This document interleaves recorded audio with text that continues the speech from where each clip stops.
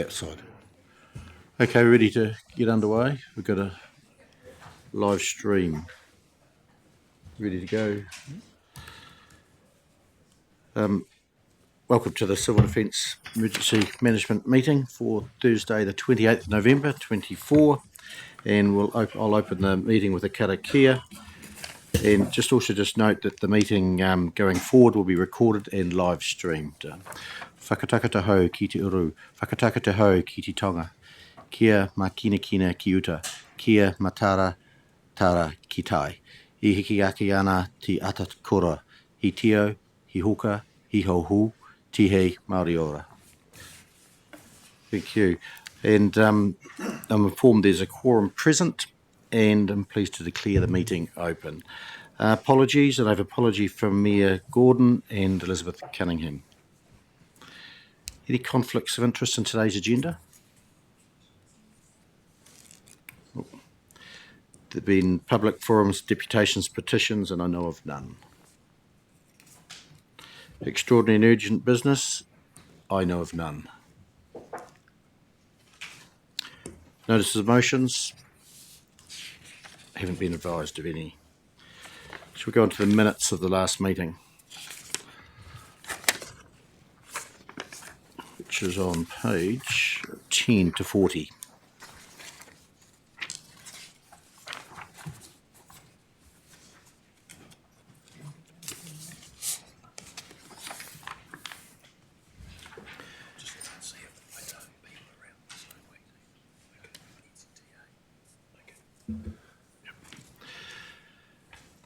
Any alterations, additions to those minutes? Sam? Just one. Al Lawn's noted in attendance, and he's our Civil Defence Controller. I don't know what your title is, Al, but he's noted down as our Chief Executive, so we'll just update that.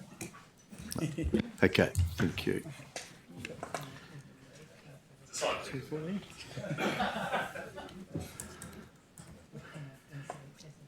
So those minutes, I won't go through it page by page, but there's no accuracies. Moved, Mayor Nigel, seconded, Mayor Murray. All those in favour, please say aye. Against, carried. Thank you. So report items for decision. We'll go to page 41.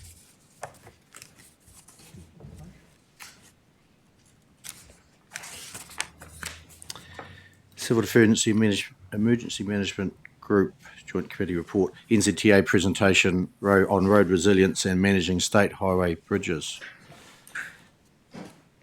And if Stuart Woods, please come forward, and Mustafa.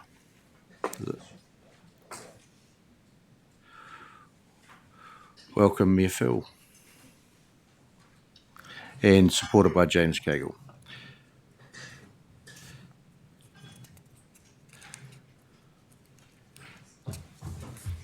Stuart, the floor is yours, if you could present your report.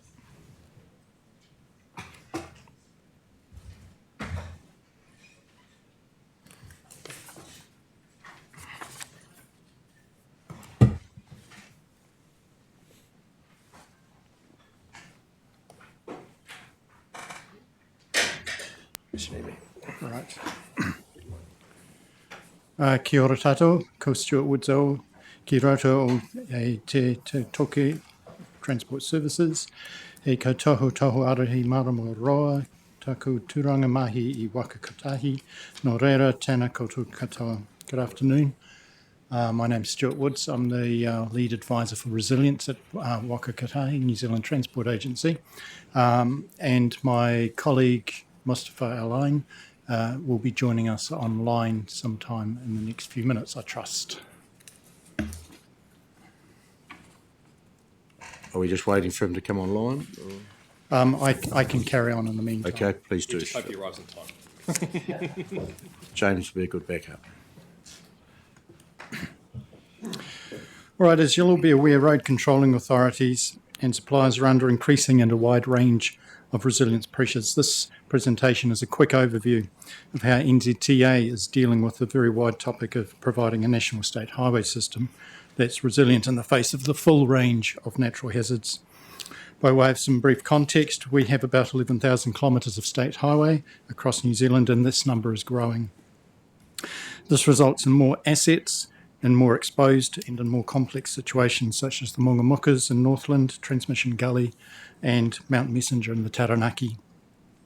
New Zealand is prone to more natural hazards than almost anywhere else except Bangladesh, according to UN reports. And these hazards are becoming more frequent and intense, such as ex-tropical cyclones like Gabriel and Hale, atmospheric rivers, repeat events like Takaka has experienced, also the Haast, as well as earthquakes and wildfires.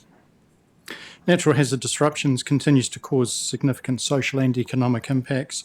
In parallel, there are increasing community expectations, while at the same time the decisions taken at a community level don't always appear to align with those, such as the expectations around just-in-time delivery, the centralisation of services requiring increased travel by users such as hospitals and schools, and building developments in risky locations. Resilience funding has also been low for some years and emergency works costs high and increasing.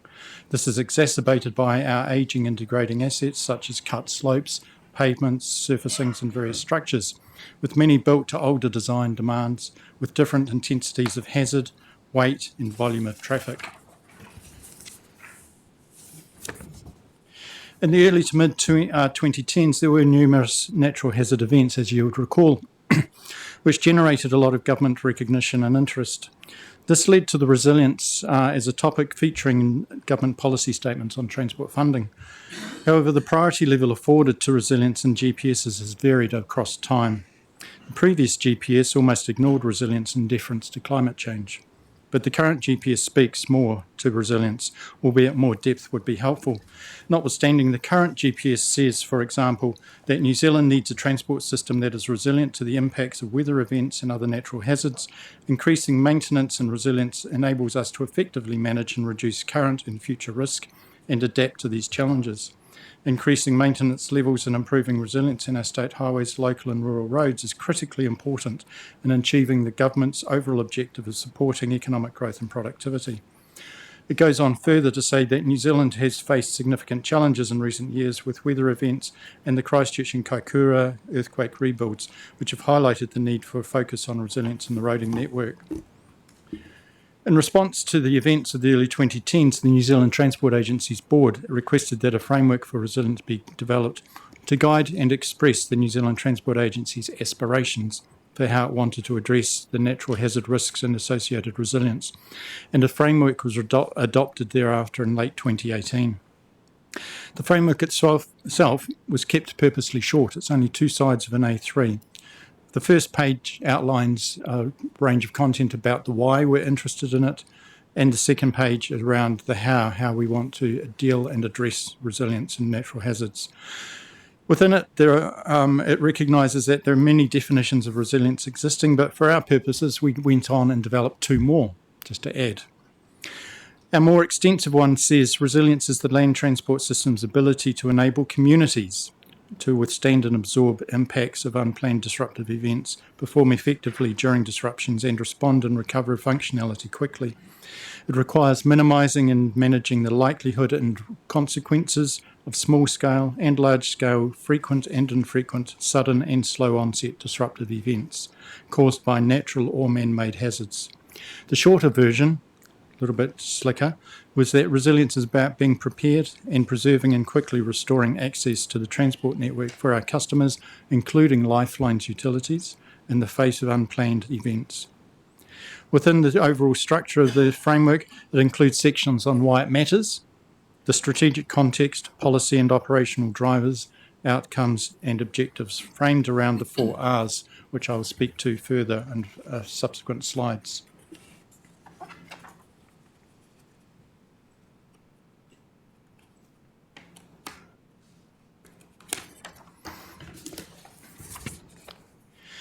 During the adoption of the framework, the board received a report which recognised some step changes and key levers which would be fundamental to successfully delivering the framework's aspirations.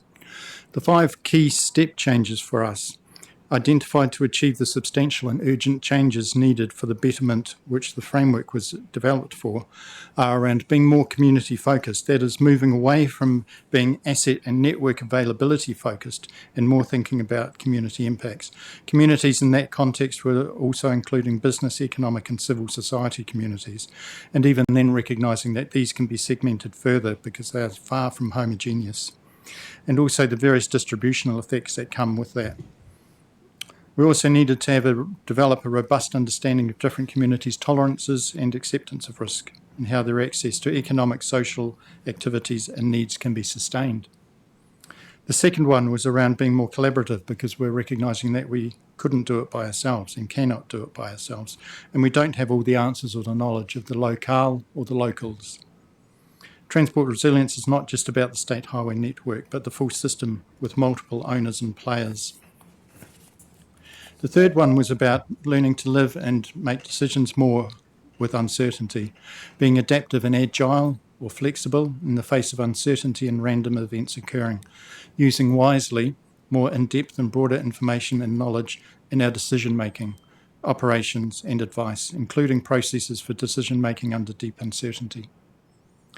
Fourthly, about being more comprehensive, we need to be more fully across all hazards and all risks, in considering a range of severities and intensities, return periods, potential failure modes and consequences, as well as all potential response types. We need to actively target and address risks by priority using that evidence and perspectives. And the last one was about being more proactive. Much of our previous behaviour is driven by analytical and decision-making processes and approaches that result in reactive responses and solutions being preferred. We need to be more active and preemptive across all 4 R's and engage in a wider range of approaches to resilience risks so that we might be ahead of the curve where appropriate rather than reactive. It would be great to see a different balance between the reduction in readiness-based expenditure and the response and recovery-based expenditure. Moving to the 4 levers, which are the strategic areas or initiatives that we can control or use that can be adjusted and optimised to significantly impact the framework's outcomes, having the most impact to deliver on improving resilience. And our key levers identified were considered to be evidence and insights, leadership and influence, planning and decision making, and priority system improvements. This last one needs to be held in tension in the light of the thought that we can't build our way out of trouble. We need to have a big toolbox with many effective levers and interventions, and with great guidance about how, where and when to apply them.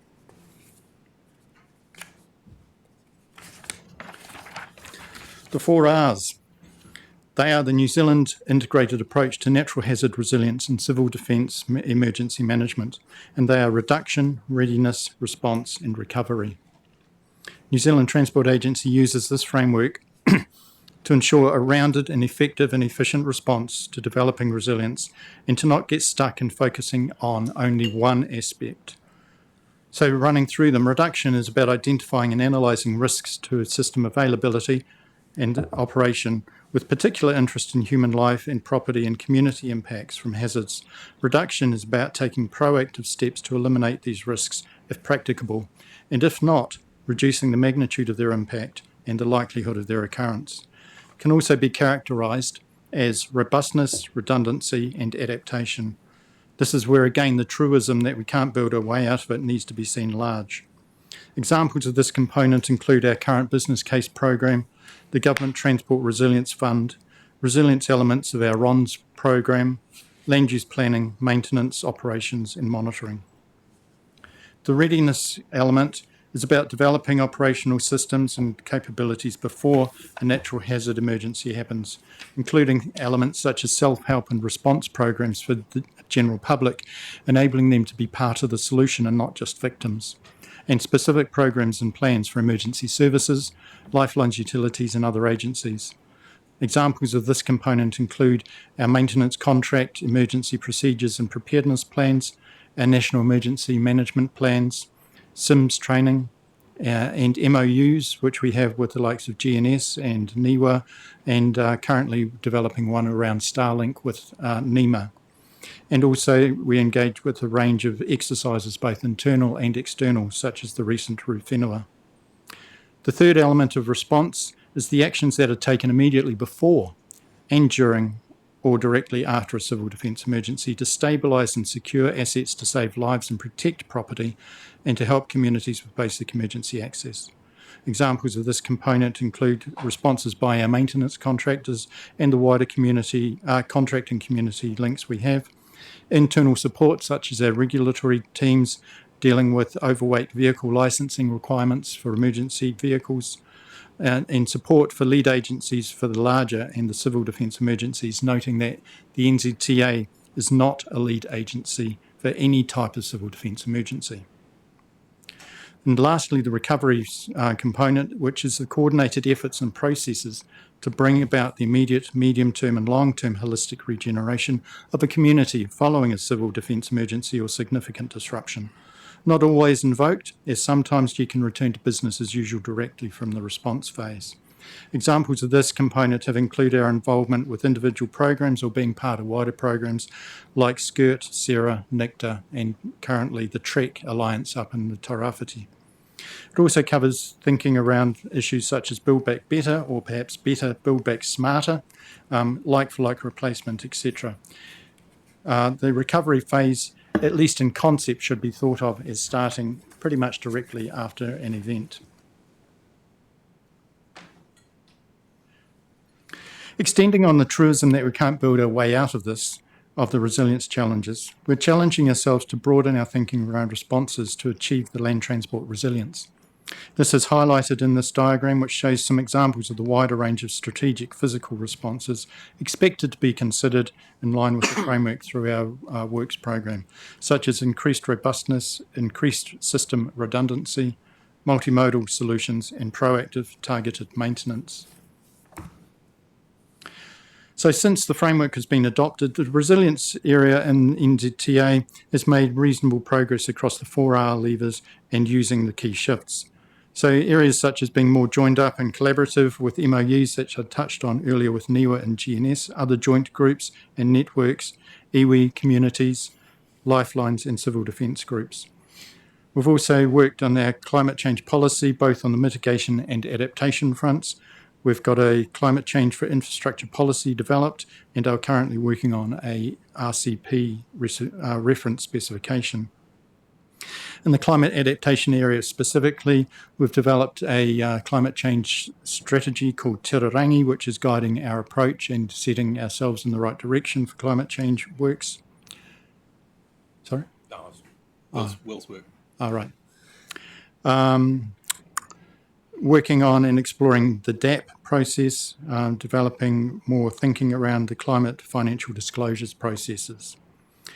In the emergency management practices area, we have built a lot of capacity and capability with the SIMS model. That's the process and the framework used for managing emergencies, and developed our National Emergency Management Framework. Response plans as well as recovery plans and frameworks and our standards are being reviewed in light of changing natural hazard demands on us. In the area of information and data, we've developed quite a lot of work in a geospatial platform where we're pulling in both internal and external sources of evidence, developing those evidence bases into risk platforms so that we can prioritise where we want to deal with risks and where we can understand the priorities, looking at coastal assessments, research. We're joining in with research programs such as the current development of the National Hazards Resilience Platform, Quake Core, which has been going for some time, and the previous National Science Challenges. We've developed a number of tools and standards such as a detour routes tool, the Merit tool, which you may have heard of, which is an economic tool assessing the GDP impacts of a significant disruption. Looked at international best practice for risk assessments such as the Rockfall Hazard Rating Scheme and a number of standards and design demands reviews. In the communications and profile area, we've been attending a number of conferences, run webinars and kept a presence in social media, looked to improve our internal culture and focus capabilities and capacity.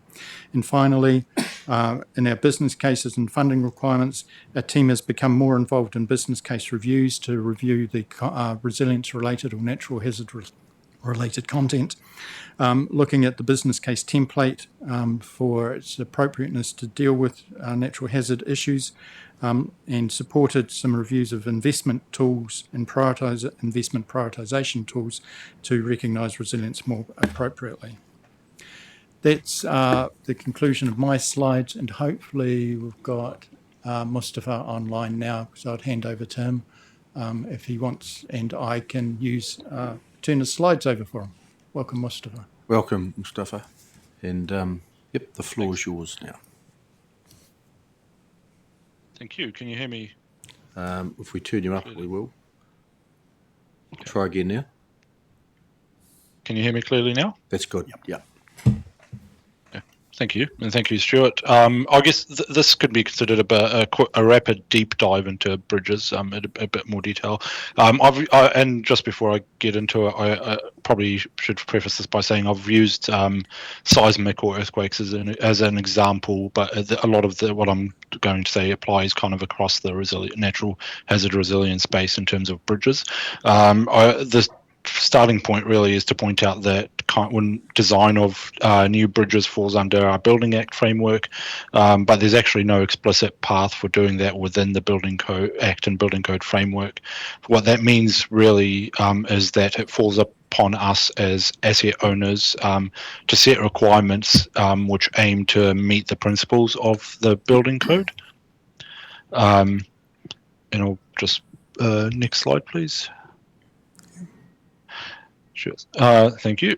So that being said, the New Zealand Transport Agency's Bridge Manual, or the NZTA Bridge Manual, goes a few steps beyond what's in the building code, especially in the resilience space. So taking earthquakes as an example, we design new bridges for frequent, infrequent, and extreme events. So for frequent events, we expect essentially no damage so that the network remains operable. For infrequent events, we want to make sure the bridge is at least usable by emergency traffic for response scenarios at a minimum. And for extreme events, we're focused on protecting lives, and so we avoid collapse of the bridge structure. We also go beyond what's in the building code framework in a number of other ways, such as accounting for ground movement. So liquefaction is a term that's been in the headlines a lot in the last decade or so. So that's something that we explicitly account for now, as well as aftershocks as learnings from the Canterbury series of earthquakes. But the missing piece at the moment for us is bringing more of a focus on context and consequence into our thinking when setting requirements for new projects.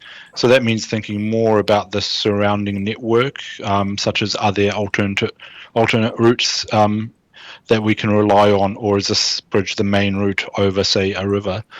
Do we invest more on this one bridge or spread the investment to bring some of the surrounding network up to standard? So to do that, we're working closely with others such as MB and NHC, Natural Hazards Commission, on how to develop that thinking further. Next slide, please.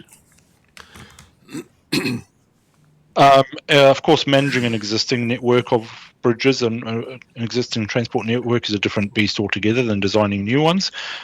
So for that, we have a number of mechanisms to help manage the resilience of our existing state highway bridge network. Historically, we've produced seismic screening and flooding and scour screening processes which identified key risks and key vulnerable structures. That led to a suite of investment programs over the last couple of decades to mitigate some of those key and critical risks. Our structural management consultants, SMCs, manage the residual risks on the network, and they're charged with identifying bridges which are particularly vulnerable, and those when they identify those will go through business case processes or other investment avenues.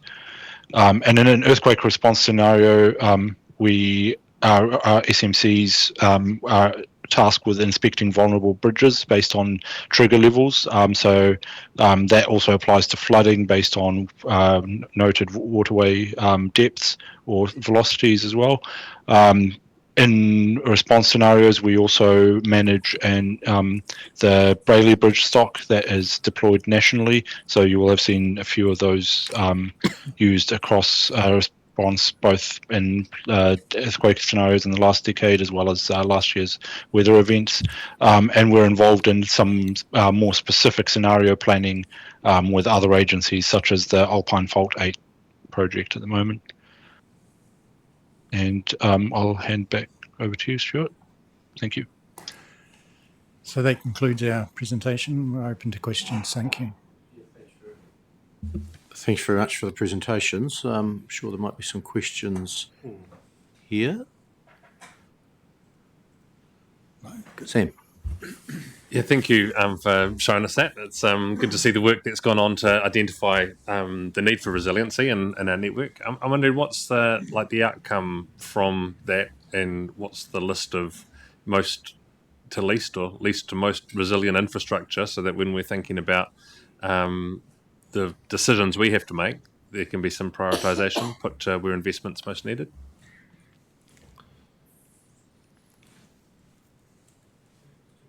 I think there was two questions in there. I can't remember the first one, sorry. But the second one, in terms of where our priorities are, and we've got a database that has identified around 4,500 risk sites across the country. We've got those rated from critical through high, medium and low.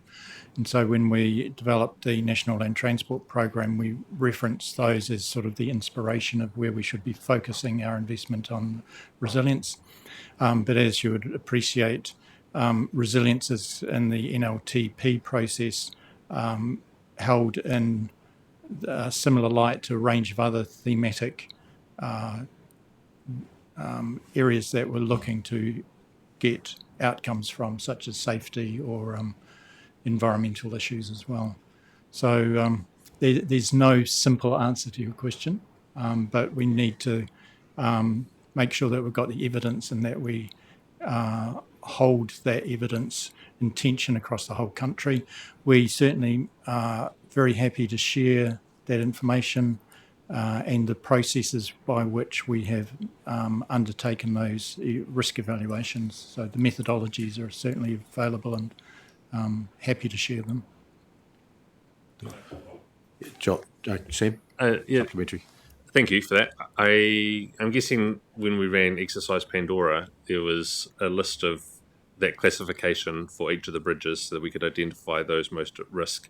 And as we marked off all the bridges we couldn't get across, rather than wiping them all out, we knew which ones were most likely to disappear and which ones were more likely to remain based on your condition assessment. And this, rather than coming back to me, just that one as well. And then is there a list of the 600 bridges in Canterbury that we know what the resiliency is on them, so that for this meeting or for the next meeting, we can make an informed decision? Just push a button, Sam. I think it's gone off. Yeah. We have got data on our bridges, the state highway bridges, but we don't have the information on the local roads bridges. I don't know if Mustafa wants to add to that. Yeah, so that information that you have here, what's the best way to share that with us on the status of those bridges?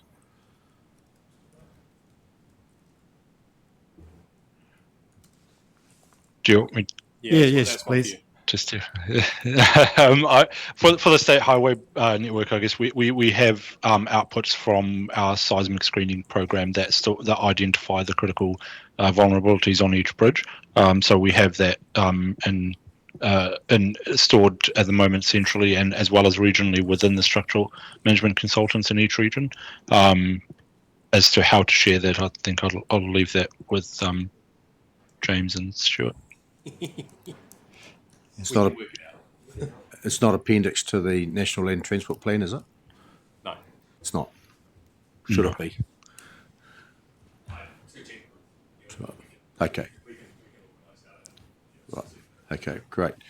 Councillor Sunkel. Thank you. As an ECAN councillor, I guess we have a particular interest in river resilience and our bridges. And so when we're talking about reduction in risk, I guess, yes, we know about AF8, we know about a bunch of things, but almost in a sense, business as usual for us are those significant rainfall events that will become more extreme over time with the change in climate. So I am interested in what you have in mind around some of that, I guess, resilience and reduction. And for us, it's around our stop banks, our clearing, our ensuring that our fairways are in the right manner to take those floodwaters.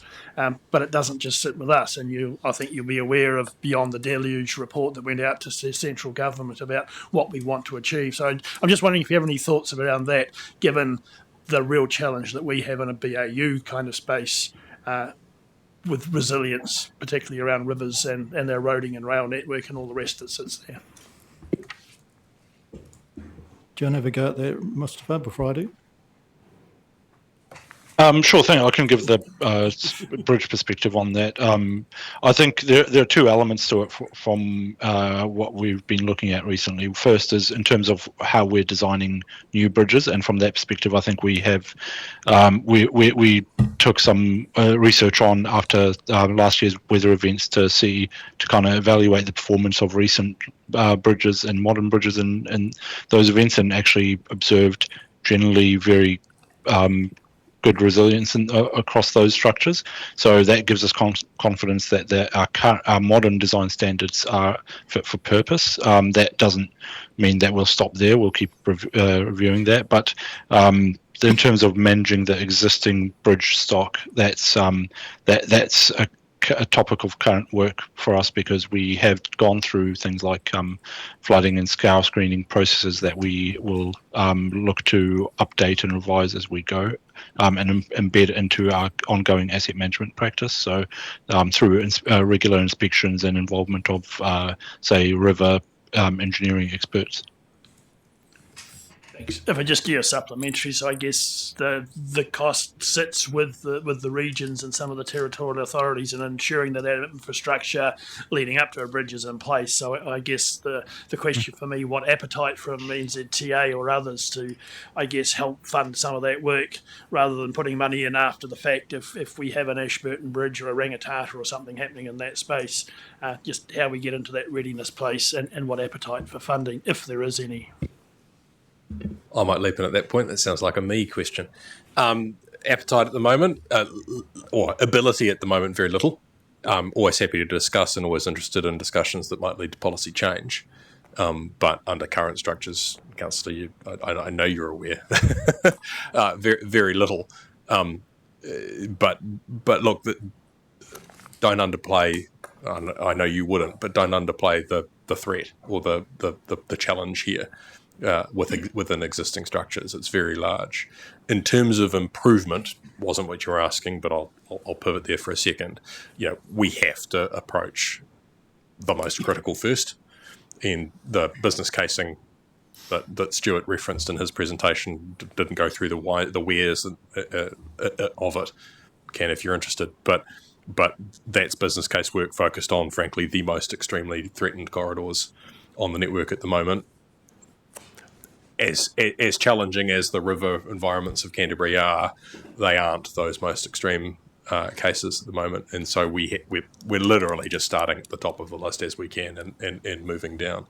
That said, you can think we're doing a really good job, and then suddenly something comes along, whacks you over the back of the head, and makes you realise that maybe your systems and processes weren't quite catching things. And I can show you. I know I've shown some in the room. Some fairly interesting photos that we found once when we went after the Kiwi Rail Rangitata Bridge lost its pier. We were fairly confident and comfortable that our systems and processes were working well on the road bridge. Until we went and looked and realised actually maybe we really did need to repair that pier quite quickly. So you're always learning and catching things. Could I maybe just add a little sidebar comment to that as well, which is one of the reasons why I banged on a bit about the 4 Rs and can't build a way out, is that we have got this issue of funding constraints.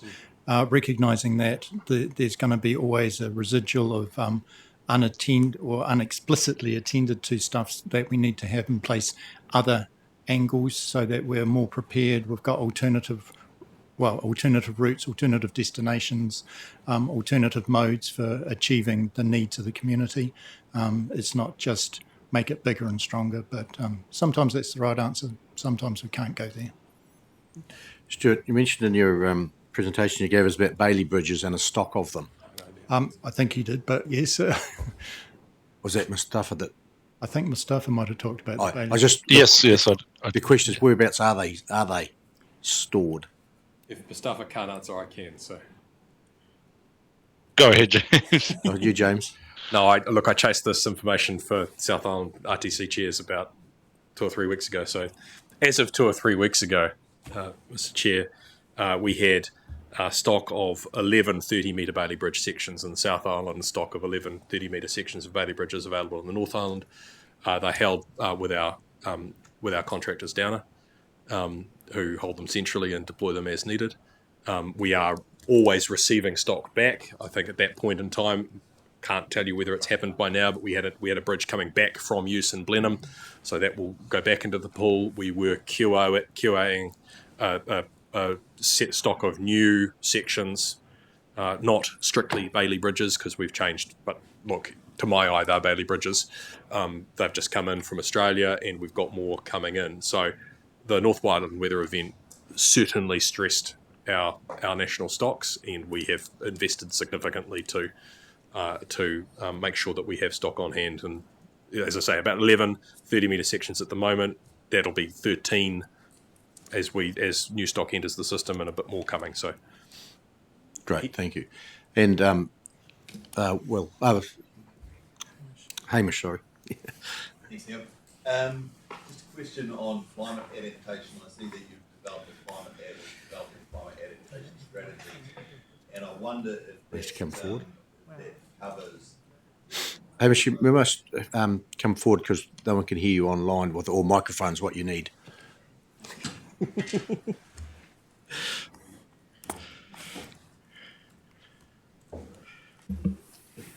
Thank you.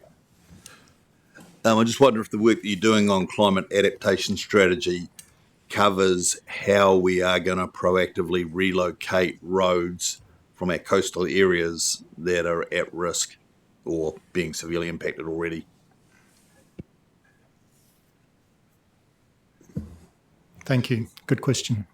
The climate adaptation strategy which we have, which is called Te Rārangi, was framed to be an establishment or setting up in the right direction for the organisation to get the conversations going, to challenge some processes, etc., with a view to getting into a much more directive and proactive space with a follow-up strategy.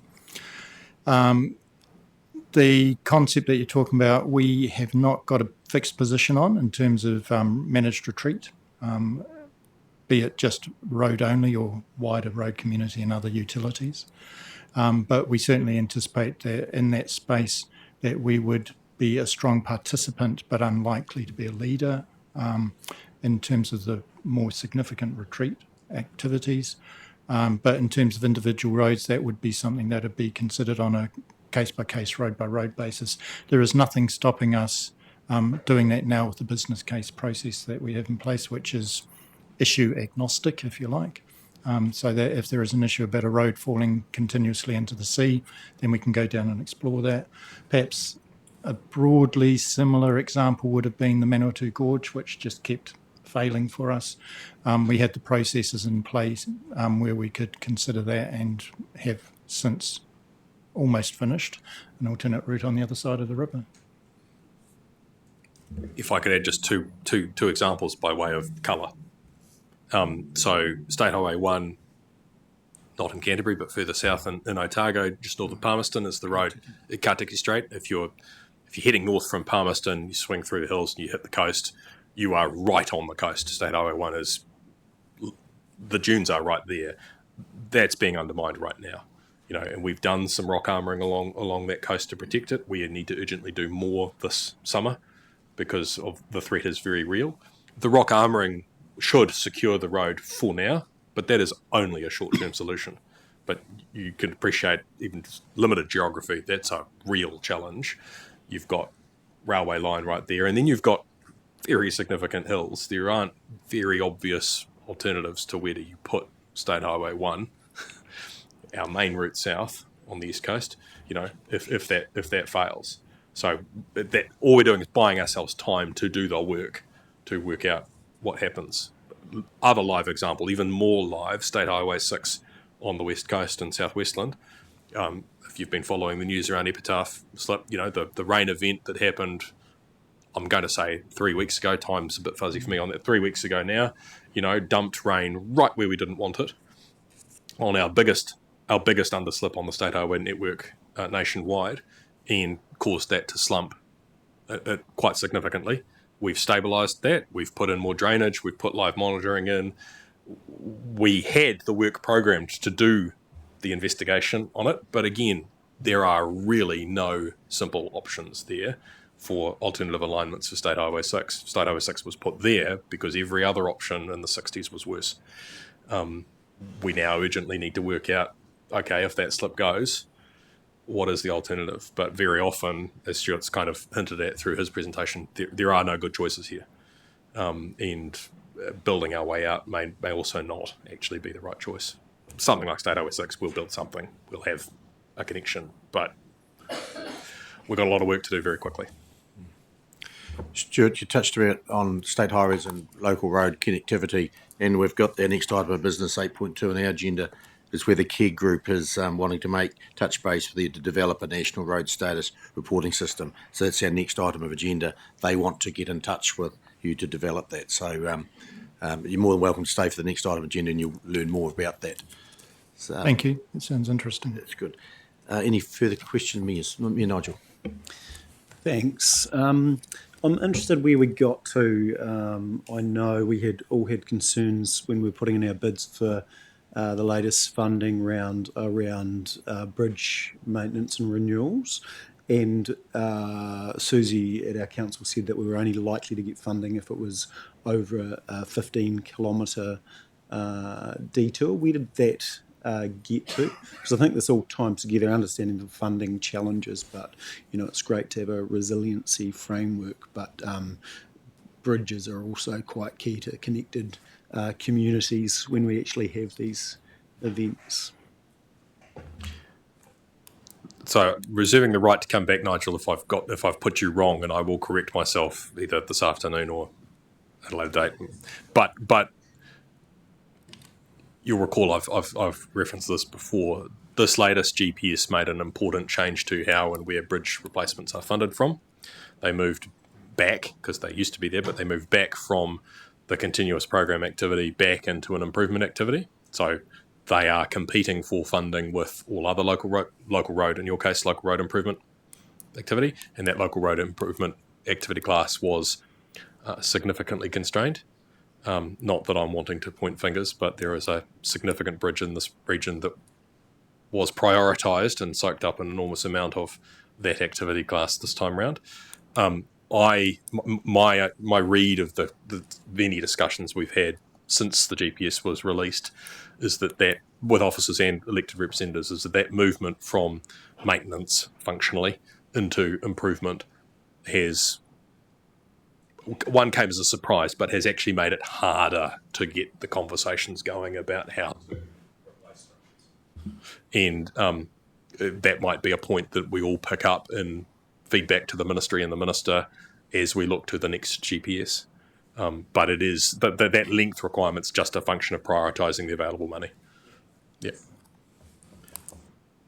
No more questions?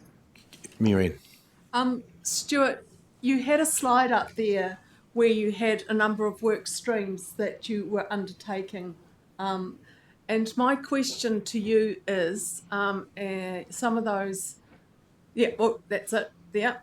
So my question to you is, do those projects talk to each other? I mean, it's all very well to have a whole heap of information, but you've also talked about And just push buttons, go on. we can't build ourselves out of this, but you also talk about priorities and proactivity. So at what point do you get off the bus and actually demonstrate that all this work behind the scenes actually comes up with some priorities and proactivity?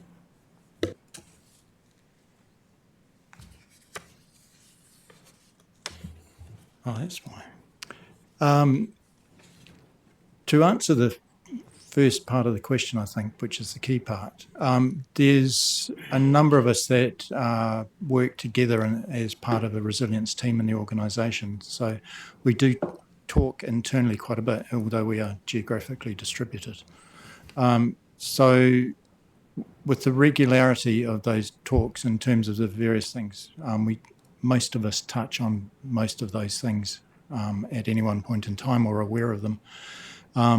That's the way that we do keep things coordinated, and we have got annual work programs. They are tensioned financially, but they are created by having internal meetings with the people that are involved with resilience-related topics in their jobs.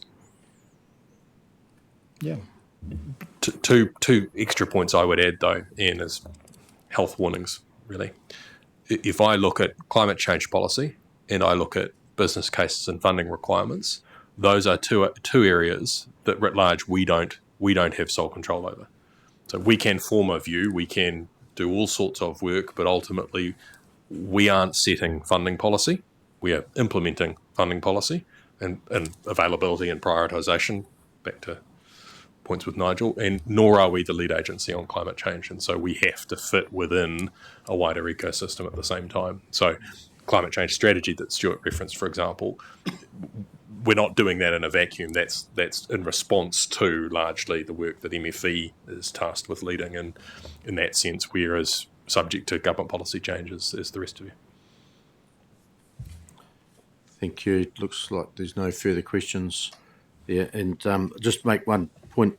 Stuart, you mentioned that NZTA is not the lead agency in emergency, which is correct, but you are part of the response, so which is also very correct. So thank you for that. Thanks very much for your presentation. I've got a recommendation there that we receive the presentation on road resilience and state highway bridges from NZTA Whakakapi. Could I have a mover, please? Councillor Sunkel, and Mayor Sam. I'll put the motion. Any discussion? I'll put the motion. All in favour, please say aye. Thank you. Next item business is CDEM coordinating group, Keg and Will. Thank you, Mr. Chair. I'll take the report as read, but it really just provides a summary of what was discussed in a bit more detail and what was agreed in the KEG meeting. You will note the recommendation I think you've already touched on around it's timely to pick up the conversation with NZTA again in terms of the national roading status reporting system. And for more information in terms of the paper that was considered, there's the paper on page 66, item 7.9 that was included in our agenda. And if there's more detail or questions on that, I'm sure that James and Richard and others might be able to help me out. But really, to summarise that, we had some very, in my terms, we had there was some very early on discussions with NZTA about them owning the data and information going forward. We're at quite an early concept stage then. We've now actually got an updated, or we've got a concept and a model that's working with data from most of the councils, and it's really now about how do we pick that conversation up again and find a long-term home for that now that we've demonstrated that the pilot or the concept can work.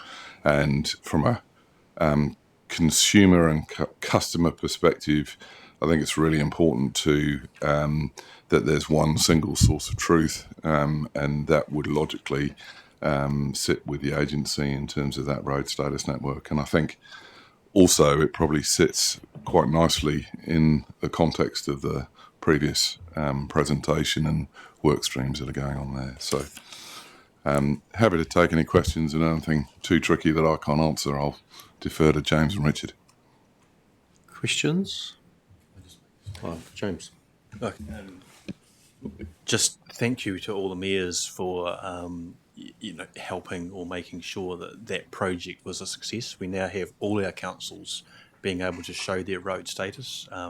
It's based on your own road managers and your own as a road managing authority. It's all based on that, and your road managers are now putting that data in. It's live, so it's not just for emergencies. It's now just showing your normal day-to-day road closures for maintenance or anything else. So it's a really effective tool. It's up and running now. Our emergency service partner agencies are really interested in it. They're keen to start being able to see it from a dispatch of ambulances and fire engines, police cars, etc. So just a thanks to you all for making sure that that project was a success from your own councils. And yeah, let's keep pushing NZTA to pick it up nationally. If a person was to require that information, where would they go to get it now? At the moment, it's shared with all our councils. We're beginning to share it with our partner agencies. It is visible from a public perspective, but it's not advertised publicly yet. Right. It's at the point now where Google can't but could pick it up for routing, but we haven't set it up for doing that yet. We feel that that's something that NZTA should assist with. Still a little bit of work in progress. Yep. Questions for Will?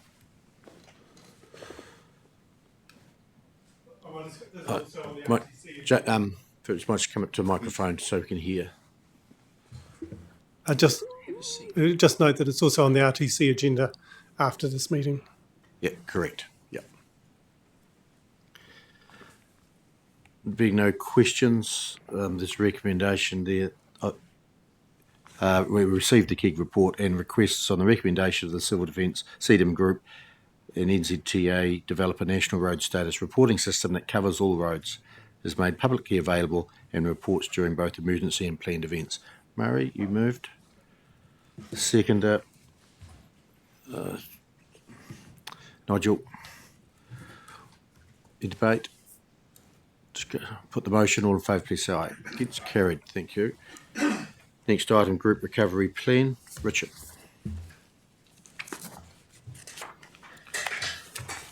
Page 68.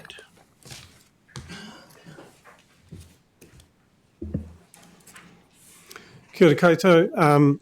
Most of this should be relatively familiar to you. We had a draft come through last year. We came back earlier this year to get clarification and agreement on the group governance structure for a major event. Those have now been incorporated in this revised draft of the plan. And we've also added more detail around the operational aspects of it towards the back of the plan.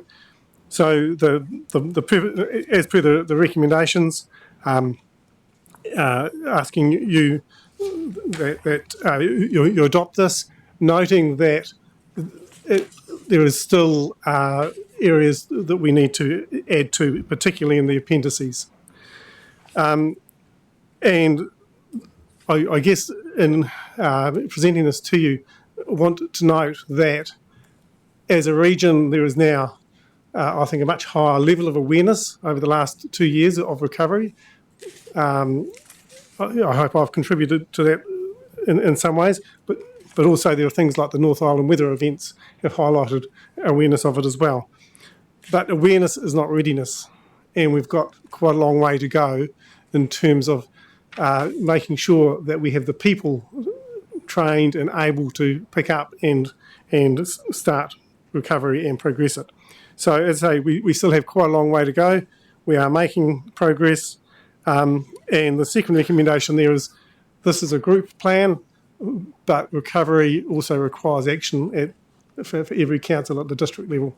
I'm very happy to work with your councils to help develop plans for your districts, both for smaller events, but also for larger events that integrate with across districts. And I've spoken with district recovery managers about developing a template for you just to make it quicker and easier, so you're not having to start with a blank slate. Thank you. Questions, Richard Murray? Thank you, Richard. I really like the way this has been set out. I think it articulates well what we're trying to manage. And I know if I'm just referring to 2.2, the nature of recovery, and I know the bullet points aren't probably put in a hierarchy of need, but I can't help but think about events that I or we have been involved in, and it talks about individuals and communities and that grief and psychosocial impacts on people. And I know that that's mostly the most enduring impact, notwithstanding the other points and their hierarchy of need. But I just feel we need to acknowledge that, because I think that is a really important part of the recovery phase. I also really like the phases of recovery, the way it's been articulated in that flow chart, so to speak. So, yeah, I just, from a personal point of view, I just wanted to acknowledge the impact on people within our communities, as opposed to the community and the system change, I guess. So, just a comment more than a Thanks, action. Murray. And also, I'd echo those comments too. This looks like a very good plan. Well done, Richard. Any further questions, Richard? No. There's a recommendation there that we CDEM adopts the Canterbury Civil Defence Management Group Recovery Plan, noting it's a working document and any significant changes will be brought to the KEG Group and Joint Committee. And number 2, agrees that members will consider how best to enhance their recovery readiness and enable implementation of the Group Recovery Plan in case of an event. Mover? And can I just mention as well, Neil, Selwyn was just employed in EMO with a specific focus on welfare and recovery. And so thanks for highlighting this work that's been required. And that's helped us think about what the next steps we need to take. So you're very happy to move. Second up. Ian? Open for debate. Being done, I'll put the motion on in favour, please say aye. Carried, thank you. Next item, 8.3, page 123. Group Recovery Plan. 8.4, sorry. 8.4, Civil Defence Emergency Management Legislation Appointments. James. Thanks, Neil. This one's hopefully relatively straightforward. We've got some appointment of some new local controllers and local recovery managers. So we're asking that Neil Jorgensen of Mackenzie District and Duncan Sanderman from Christchurch City Council are appointed as local controllers, and that Jared Gravitt of Mackenzie District Council and Jessica Peterson of Selwyn District Council are appointed as local recovery managers. There are bios of them, short bios for each of them there, and happy to take any questions, but I'm putting them forward as appointments. Any questions for James? If not, so I'd like to move. John Sunkel and Nigel Bowen. Put the motion on in favour, please say aye. It's carried, thank you. Next item, 8.5, the Joint Committee report. James. This one's the schedule of group roles and responsibilities. So you'll recall that we brought this to you 6 months ago, maybe a wee bit longer, looking at the Otago model. We since got some feedback from all our councils. We did some adopting or changes of it. But most significantly, we've actually aligned it with Section 17 of the CDEM Act. So we've actually got something that we can actually hang our hats off, if I can say it that way, around this. It's been to KEG. KEG are very comfortable with it. And so bringing it to you for your awareness, it is at this stage just a receiving it. We've got MOU drafted, sitting with the chief executives at the present time, going through your council's legal people to make sure that it's legally acceptable. I do have a question, and that is whether or not this gets signed at a chief executive level or a mayor level, or both. Or both, yes. Yeah, Question, but happy to take any questions on the content if you have any. Questions? Whether it's signed by Chief Executive or the the group, or the chair of the group, I think might be helpful if both did it. Then there's ownership from both. No one disagrees? So mayors and chief executive signing it? Yep. Better buy-in? Yep.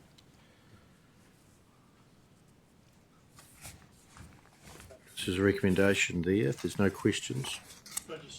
Oh, John. A quick question of James. How does this sit with what was potentially in the last act or the bill that was coming forward as to roles and responsibilities as was articulated then, or what the future might look like? Are we in step with where we think things are going? Good question, John. I mean, it's the current legislation. It's what we've got to work with. New legislation will make changes, and just awareness, if when that happens, we will need to change this. But looking at the previous bill and the current CDEM Act, while there were some changes in responsibilities, they weren't great. So I don't think there'll be big changes. And yeah, I don't think. I could be wrong, but I don't think. Got the recommendation there, 8.5, that we receive the update on the CDEM group roles and responsibilities matrix. Mover for that? I'll move in that direction.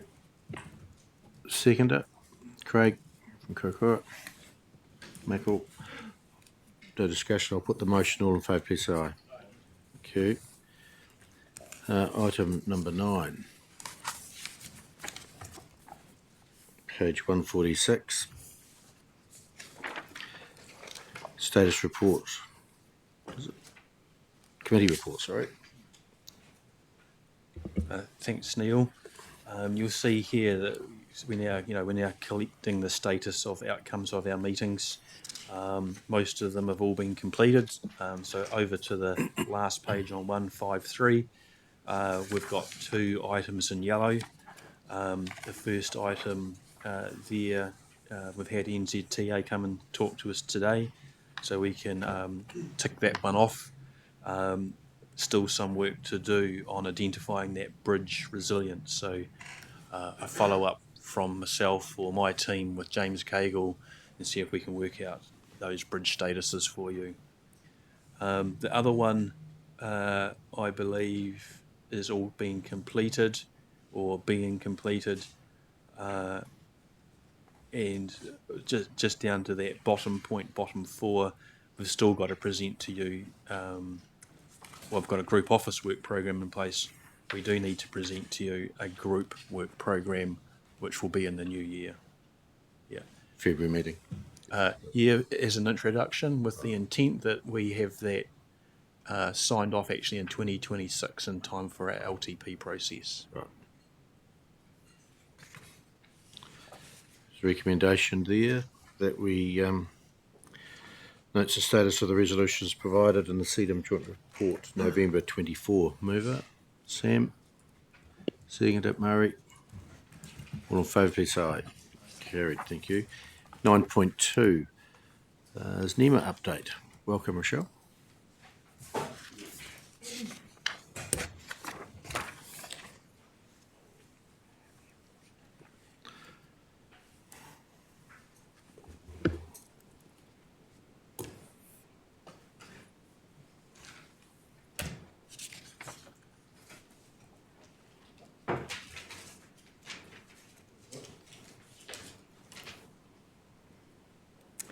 Kia ora tātou, nice to see everybody. I will allow my NEMA colleagues to introduce themselves. However, I will just firstly take our report as read. More than happy to take some questions, but both Dwayne and Paul are likely to speak to a couple of other points that are included in that. But over and above the report, I know it is mentioned in James's update later, but I just really want to acknowledge the the South Island CDEM conference that was held here in Canterbury. Obviously, we haven't met since that happened, and also the recent Pandora exercise and just the work that's been undertaken across the region in the last few months. So thank you to all of you for your support in that space. in the work that's been done. So yeah, I will hand over to my NEMA colleagues and allow them to give today's update. Yeah. Floor's yours. Yeah, press it. All right. Kia ora koutou. My name is Dwayne Hendrickson. I am the manager of our Planning and Sector Partnerships Unit at the National Emergency Management Agency. Together with my colleague Paul Renshaw, who heads up our planning team, we have established a space weather program with the intent of delivering a New Zealand space weather response plan, which is shortly to be released, which we are very much looking forward to. Purpose of today, Mr. Chair, and this briefing is to provide an update on that plan and to field any questions should you may have them. Why space weather and why now? Space weather is a hazard that has always existed. However, our increased reliance on infrastructure that is connected to an electricity grid means that we are increasingly vulnerable to a space weather hazard. Hence, the need for us to work at pace to understand this novel hazard and its implications for us at a national level, and then also what those implications could be at a regional and local level as well. What I would want to highlight here is there are often queries around how would this impact us and what can we do about it. The plan that we've produced is for coordination at national level, so it doesn't provide the detail in terms of what a response could look like at a local or regional level. However, the key takeaway here is that in your business continuity planning, if you are looking at what it means to be without power for a 72-hour period or longer, you already have the basis for the initial actions that would allow you to respond to a space weather hazard in a maximum credible event scenario. So if your business continuity planning takes you through what it looks like to respond, what it looks like to triage the provision of services and support to your communities without power under a business continuity framework, then you're already halfway there. There's a lot that we don't understand about space weather as a hazard. We are rapidly catching ourselves up internationally and, of course, domestically here in New Zealand as well. What I would point out is there's a lot of work that's been done by Transpower in terms of response preparedness around the infrastructure, the national grid. The part that we are rapidly trying to understand is what pertains to consequence management and the potential impacts of space weather, and that's the part that we are trying to understand more deeply. I'll pause there if there's any questions. Yes, any questions? No, must understand it all. Good report. Thank you.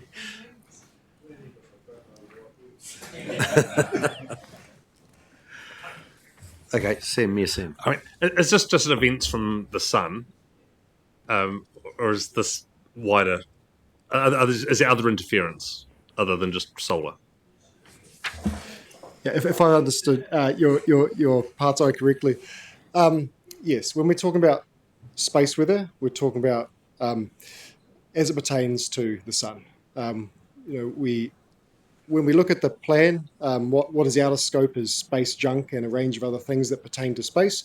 It's very much aspects of solar radiation, whether it's a solar flare, whether it's a coronal mass ejection, or particle radiation that impact our atmosphere. We are entering a period of solar maximum where it comes around every 11 years, and for a 2-year period, perhaps a little bit longer, we experienced a greater likelihood of different types of radiation impacting Earth. That radiation doesn't have an impact on human health, so I guess it is, in contrast to other hazards, it's a little bit more difficult to understand, and because its tangible impact is a little bit less understood in contrast to other events like a tsunami or an earthquake, for example. Hence why we are rapidly trying to understand what the impacts would be on our telecommunications, national infrastructure, electricity grid, and then the second, third order effects on people who are medically dependent at home on electricity, etc. So it's been a sprint, and this plan has been developed in approximately 5 months. There are other benefits of extreme solar weather, apart from better photos of the aurora and the things that we kind of get laughed and joked about. Are there some things that we could actually benefit from, or is this about preparedness for the negative effects?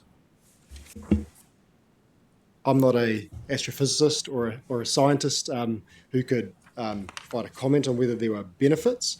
I guess in my role heading up our planning sector partnerships unit, we deal in the consequence management aspects of things. So we are focused very much on the potential negative impacts.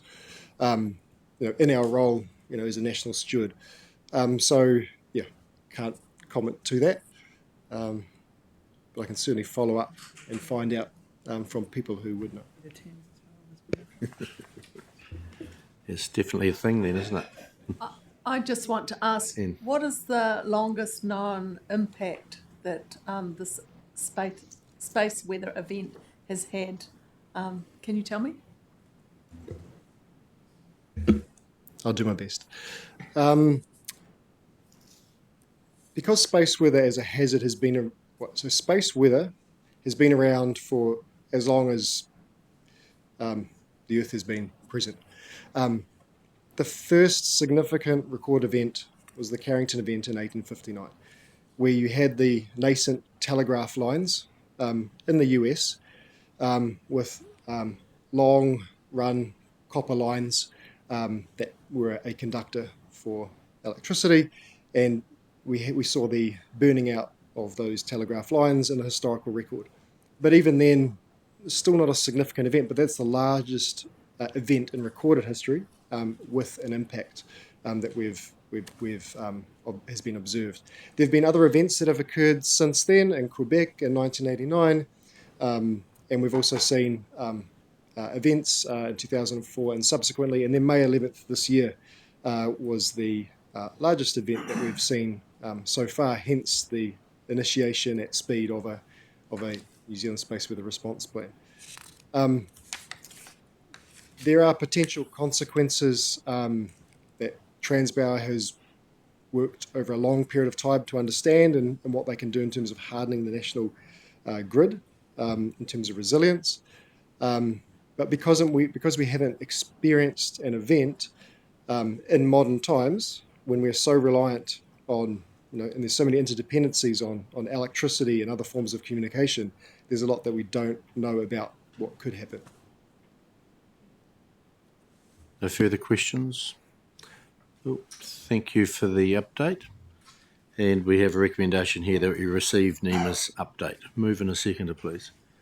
Craig Rowley and Sam Borton. Put the motion. All in favour, please say aye. Thank you. Next, thanks very much. Next item is 9.3, Rūnanga Ngāi Tahu report. Jamie. Kia ora tātou. Just three items to report back. Te Rūnanga was successful in partnering with the University of Canterbury and was successful in receiving a award for MB Smart Idea Fund in regards to empowering community resilience to climate change through novel flood scenario analytics, and that will help us further improve our marae emergency preparedness. And with what recently happened with the Dunedin floods, it will help us prepare whānau with resources needed to adapt to climate change in that regard.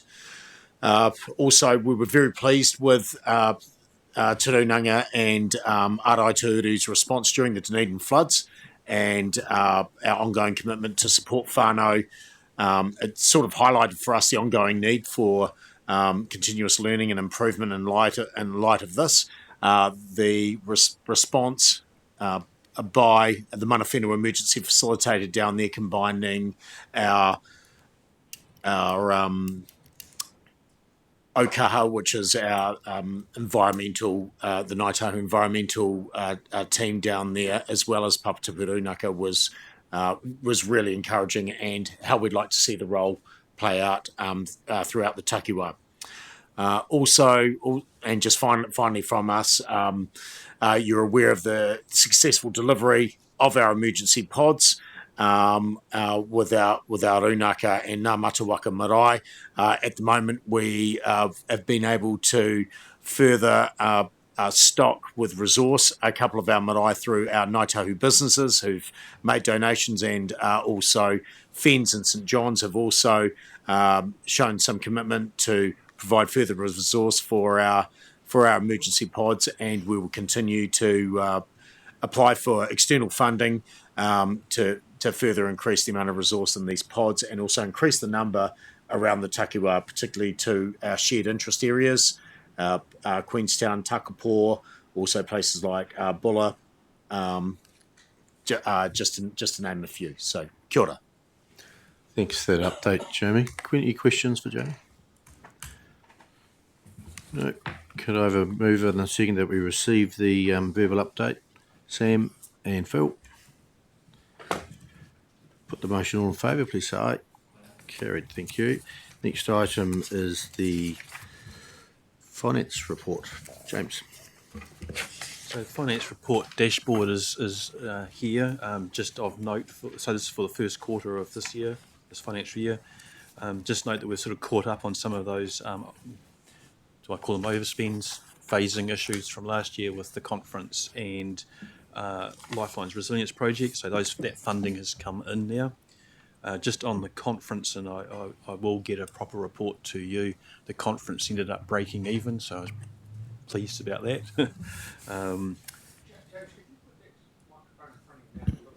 Yep, sorry. Just to note that the expenditure is a little bit below budget at the moment due to the staffing that we got in the LTP not being appointed yet. We've appointed one of those positions now, and interviewing today for another one, and 2 more positions early in the new year. And there's a comment here about the reserve. I know we've raised here in the Joint Committee before about increasing the reserve. I've suggested to the coordinating executive group that we wait until we go through our next long-term planning process, just very conscious of the financial constraints we're all under, but bring it into that new long-term planning process and make sure we have a good conversation closer to that time on what the Canterbury financial CDEM reserve should be. I know, Sam, that's been something you've been interested in, so not lost, but let's, yep. Thanks, James. Any questions for James? Sam? It's a question probably maybe for the group as well as for James, but it's how do we, at the moment the government's thinking about rates capping, and one of the key things that local government funds is civil defence and emergency management, which I would think is a service that might be excluded from any such rates caps. But have we looked at how that has been treated, Victoria and New South Wales, and their experience around civil defence and how rates caps have been applied? I'm just thinking the future funding for all of this work is something that will receive a bit more scrutiny over time, and we should be prepared for it. So just thinking maybe for the next agenda, we could have a look at the work and see what we might need to prepare ourselves for. Yeah, I haven't, so yeah, no, it makes sense to follow that up. And it's also, we should also be watching very closely around, the government's response to the North Island severe weather event and the Act or the new bill, because certainly there's been recommendations that resourcing is considered. On one hand, it's saying we need to resource more, and on the other hand, it's saying we haven't got more resources. So us at local government plus national government are going to have to balance that somewhere. Yeah, for sure.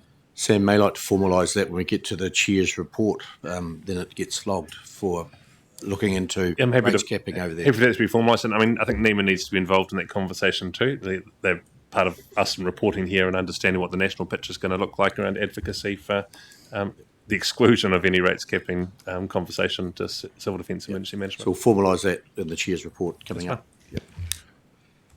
Okay, so we've got the recommendation there that we receive the financial report and the review for the financial reserve is delayed until next LTP.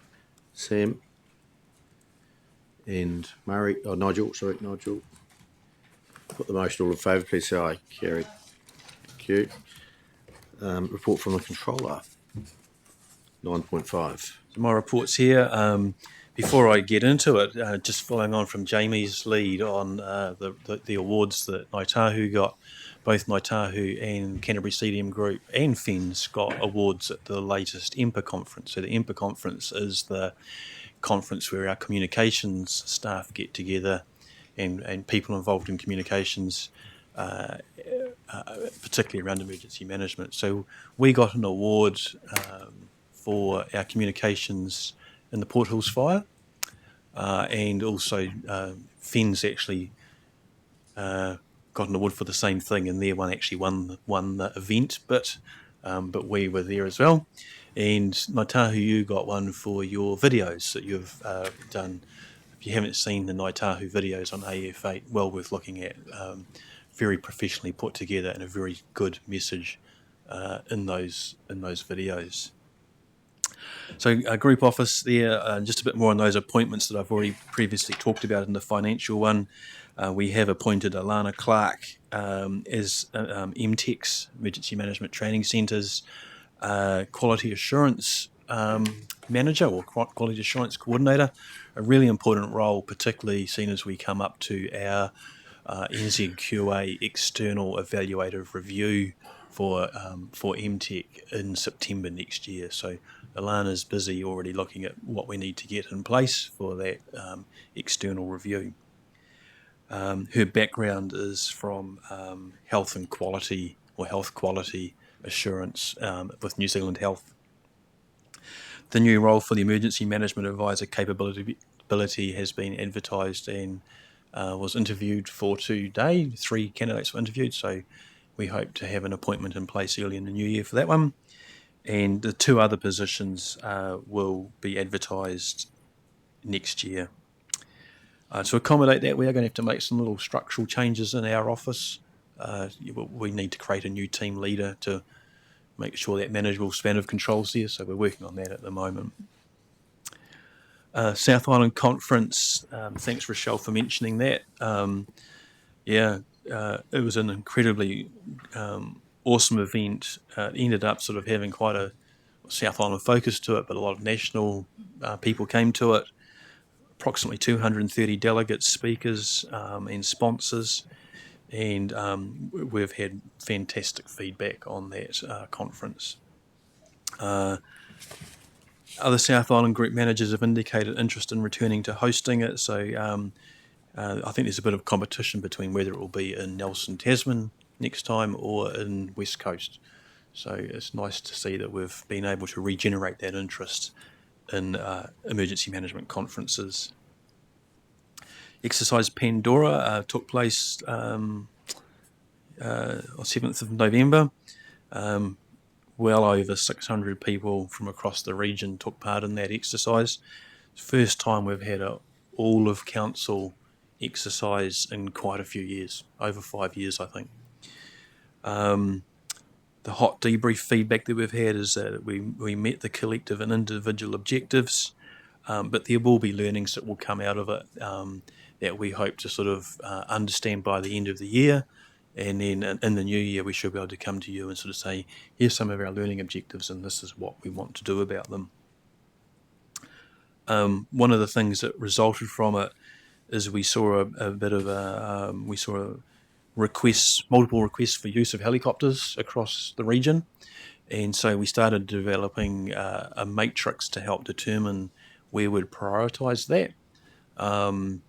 And it looks like we'll be able to use that tool for prioritising other resources, not just helicopters. So as we develop that further, certainly we'll let you know. But just a way to help guide us where we should best use those scarce resources during an emergency. A little bit there on the review of reviews and the North Island Severe Weather event. Since writing this, the government reports come out, its reaction. The they've recommended they've accepted the recommendations that were in the North Island severe weather event, and now it sits with NEMA and DPMC to provide a roadmap to Cabinet and Government as to how to implement those recommendations. I think that through the next couple of months there could be requests for help or feedback into that, but there's nothing in stone yet. And then, almost lastly, C10. We held our fifth C10 course at Glentui Meadows a couple of months ago. Really good feedback from that. We had NEMA representatives on it, and they are now asking us whether we can make that part of a national program going forward.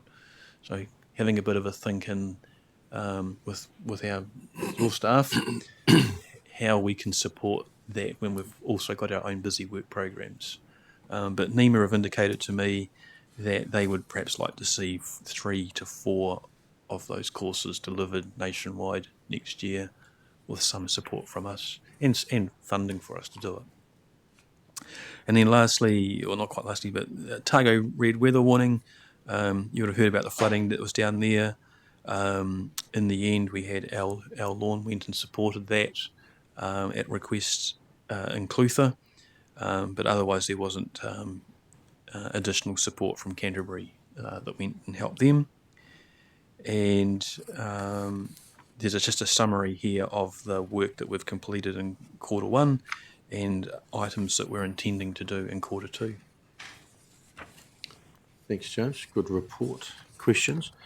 Just bullet point number 19, are you slightly disappointed about not getting I mean, I don't know, these requests seem to always come through from our neighbours, usually on a Friday afternoon or late on a Thursday afternoon. In this case it wasn't, I don't think it was, but often it's when it's a long weekend. And it's because a local controller in the affected area has something planned for the weekend, and so they ask others to come and do it. So yes, disappointing. And it's disappointing. It's disappointing that some councils across the South Island are asking for help almost on the day the event happens. We should be able to do 2 or 3 days by ourselves. So there's a issue for the whole of New Zealand around how quickly we have to ask for help these days. Is that one of the 4 R's, readiness? Yeah. Yep. And just because it's a long weekend, it doesn't mean there's no disaster potentially going to happen. Yeah. We need to be ready. Yeah. I mean, I'm so grateful that you all support that C10 concept of us. It gives me a lot of confidence that we can support ourselves really, really quickly if we need to. It is interesting, and I've said this before, but how often we are using our C10 program to support other councils, other regions in the South Island. Sim? I guess on that, and also the results of the government inquiry into the North Island events, part of that was on preparation and having some consistency in preparation across the country. With C10 kind of been highlighted as a really good product, has that been picked up elsewhere? Will we see that used nationally? Is it going to will that form part of the basis of a standard? Yeah, so Bay of Plenty have trialled a version of theirs. They call it Bay 8. But out of the NISWE report, there's a requirement that we particularly focus on our leadership being better, and that it's that competent and trained people are available. And NEMA currently see C10 as being part of that pathway for our leadership development of staff that work in EOCs. I've made it very clear to them that when you're talking about leadership, we're meaning leadership within all of our staff in an EOC, because someone who's an administrator one of your administrators could come and do our C10 course and learn how to really explain their role really well in an emergency, but they're not leaders, but they can lead in the aspect that they do in the EOC. So it's not about controllers, it's not about recovery managers or response managers, they fit in it. But this is for all our staff that help in an EOC to increase their skills. And it's taken a little bit to make sure that that's understood. If we were to make this program nationwide, that's the purpose of it. But I think it's understood. Will? Thank you, Mr. Chair. It's not a question, just an acknowledgement to James and the team in terms of the amount of work and planning that went into Exercise Pandora. We heard it was the first time that we've actually done it jointly, but there was significant amount of work put in, and I think it really showed on the day that we were able to get the most out of the exercise, and that was all down to the planning, the coordination and the injects that were coming through. So just a big acknowledgement to all of the team involved with that. Yeah, I'll echo those words too, because well done to you and your team for putting it all together. Nigel? Yeah, I just wanted to speak on that too. I was just really, really impressed. And when going down to the EOC during the day, it just felt like it was a real emergency. And some of the curly ones that came through during the afternoon, it's got this is pretty real. So just amazing, and it was such a good thing for our team. So I was really impressed. So thank you. Phil's here. Phil's from my team.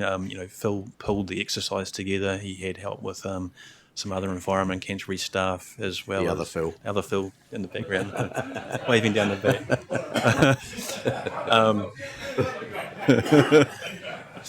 But also Tim Chiswell, who used to be our St John liaison officer, who's now off doing study, came in and helped put that exercise together. But I appreciate the work that they did of pulling it together, and all the input from all your councils to make it work. I suppose just be aware, I'm not doing one of these next year. It'll be another 2 or 3 years, and we'll fit in with the national exercise cycle. But yeah, next year we might be a little bit more low key, a little bit more focused on perhaps some of the individual functions within the EOCs, and more what your individual EOCs want to do and need to do. So watch this space from an exercise point of view. Good. Well done. Any further questions for James on this report? If not, move in a second up. Ian and Craig. Craig from Waimati. Received that report. I've got to move in a second up. Put the motion. All in favour, please say aye. Get carried. Thank you. Next item is the 9.6 report from the Chair. I've one item of business, or two there. Terms of reference update. They haven't been updated since 2017, so it's probably due. So should we put that on the agenda for next meeting to bring a report, James? Yep, happy to do that. Happy for that. And Sam, you had a rates capping one. Do you want to address that here too? Yep. I don't know what the exact words need to be, but just request a report analysing international examples of rates capping effects on civil defence emergency management capabilities, or something like that. Where councils, I think it's South Australia, has rates capping now. What happens? What's the effect on civil defence? Yeah, New South Wales and Victoria have. New South Wales, sorry. Yeah. So many states there. James. I've just got an item or a suggestion for you. I've had a couple of presentations now from the New Zealand SIS on our security environment. So particularly looking at violent extremism, terrorism, as well as international interference in what happens in New Zealand's business. I found the presentations really useful, and I know that the SIS and DPMC have a capability to do presentations to councils, and I just wonder if you would be interested at the start of the next joint committee, maybe the hour prior, if I arrange for NZSIS to come and talk about the threat environment, that violent extremism, and just that awareness of hosting, embassy and consular staff in council premises. Sounds good. John, do you want to talk to that? No. Oh, okay. We'll sort that one, then we'll come to you. That sounds a good idea. All agree? Yep, we'll do that now before the meeting in February. John. Thank you, Mr. Chairman, and I apologise for not getting to C10 in the regional conference. I was otherwise on my back. But I really want to say thank you to you all for the kind words delivered by James and Phil. Really appreciated. I'm here, I'm upright, I'm alive, but it's still a long journey to come through. Again, thank you for those words. And in doing so, I note the passing of the ex-mayor of Selwyn, Michael McGivity, yesterday morning. Oh. An incredible mentor to me, friend, and so tough week. I think sepsis may have got him too. So it's one of those things that you don't think about. You do an ambulance shift on a Saturday and you're literally dead on a Monday night and then fight back. So thank you for your kind words, and I'm pleased to be here and continue. Thank you, John, and we're pleased you're here as well. You add a lot of value to this committee. You have a lot of knowledge, and we certainly value that. So glad you're here. And just acknowledge the passing of old Mayor McGivity. I was unaware, but yeah, thank you for that. Moving to second, we received the report from the chair, Nigel. Craig from Karakia. All in favour, please say aye. Carried. Next meeting will be 13th of February 25, in another year. And I was just also wondering if we could have the agenda slightly early. We did get it Monday of this week, and we're now Thursday. And on top of our normal mayor business, we had 3 agendas turn up on Monday. 2, sorry. One was on Friday. There's about just under 1,000 pages there for us to read on top of our normal workload. It's just been a stressful week for us to get through and do justice. So if they could come in on the Friday, it would be great. Murray. I was just thinking, if we're going to have that hour before that, it'd be really good to get it into our diaries as early as possible as well. I think that would be very helpful to us all. Thank you. Oliver will send out meeting invite for that. That'd be great. Oh, someone will. Okay, great. You have people for that. I'll make sure we can get the slides first. Yeah, we'll just get the ducks in a row. It sounds good. So next meeting, closing Karakia, Jamie. Kia ora tātou. I ngā kora matua, tēnā koutou, whakakapi tō tātou hui e Karakia tēnei. Unuhia ki te uru tapu nui, kia wātea, kia mama, te ngākau, te tinana, te wairua e te ara takata. Koira ai rongo whakairia, aki ki runga, kia teina, hui e, tāikie. Kia ora tātou. And I declare the meeting closed. Thank you for your attendance. It's been a great meeting.